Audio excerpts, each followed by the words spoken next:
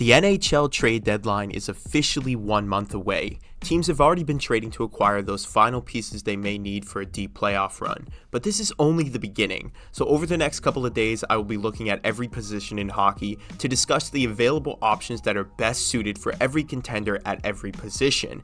Today I'm going to start with wingers. I feel like there are some really great options out there, and some teams would really benefit from adding these guys to their team. Before I get started today though, I make daily NHL and hockey videos, so if you haven't subscribed to the channel, be sure to do that now, and let's get right into it.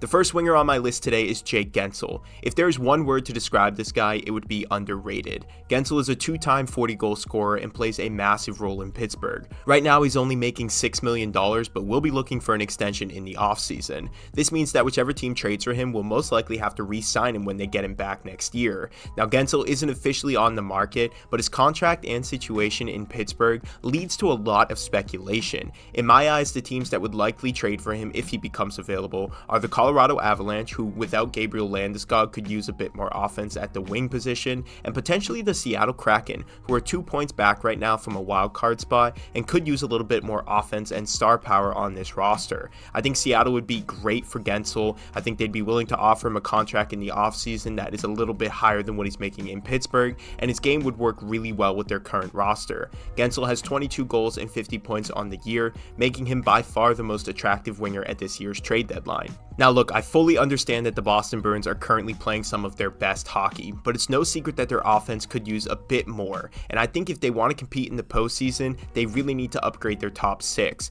But one guy I think the Bruins could potentially upgrade on before the deadline is Jake DeBrusk. In his best season, Jake DeBrusk had 50 points in a year where the Boston Bruins were just shattering records. This year, things have kind of come down a little bit, and he's been a bit underwhelming as a first-round pick from 2015.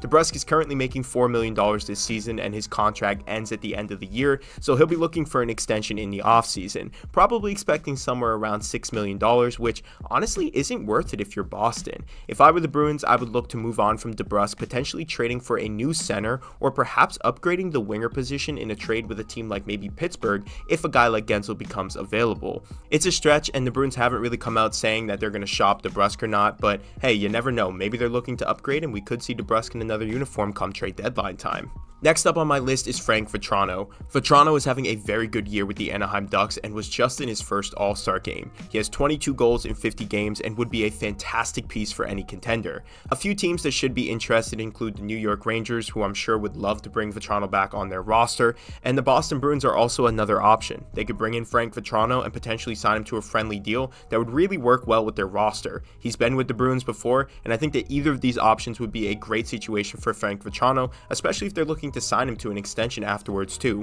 I think he would have a great friendly deal for both rosters and really help both of these two teams as contenders get closer to a Stanley Cup. This next one may surprise some people, and maybe it won't. Kaapo Kakko is a former second overall pick for the New York Rangers, and unfortunately, he just isn't really panning out the way that the Rangers may have hoped. Kakko has 6 points in 30 games played while averaging around 14 minutes of ice time every game. Kakko will be looking for a new deal this offseason, and I just don't think that the Rangers are going to re-sign him. Sometimes all you need is a fresh start to get your career going, and I think that this is the case when it comes to Kakko and the Rangers. But what's the market for a guy like this? Well, one trade that the Rangers would benefit from is packaging Kakko and other assets, sending them to Ottawa in exchange for Jakob Chychrun. I think that the Rangers could really use a left defenseman, and he would be a great option. The Rangers also could make a deal for Frank Vatrano like I mentioned before, and one other guy on this list that may be appealing to Rangers fans.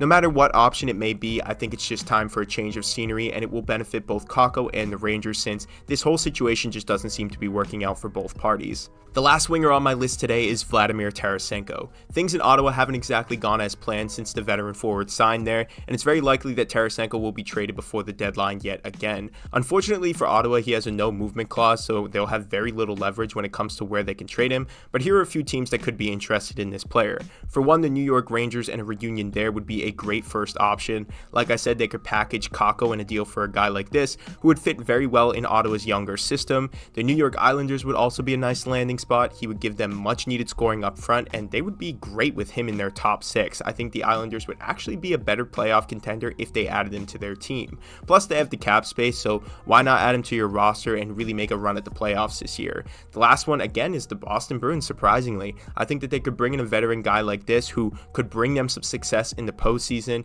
He's on a short deal. You could move off of a guy like Jake DeBrusk and potentially re-sign him to like a 2-year deal in the offseason when your cap space opens up. But these are my 5 most attractive wingers that could potentially be available at this deadline that I think NHL teams should consider trading for. Let me know where you guys would like to see these guys playing post-trade deadline, and of course just your thoughts in the comments below. Like this video, subscribe to the channel. I will see you guys in the next one.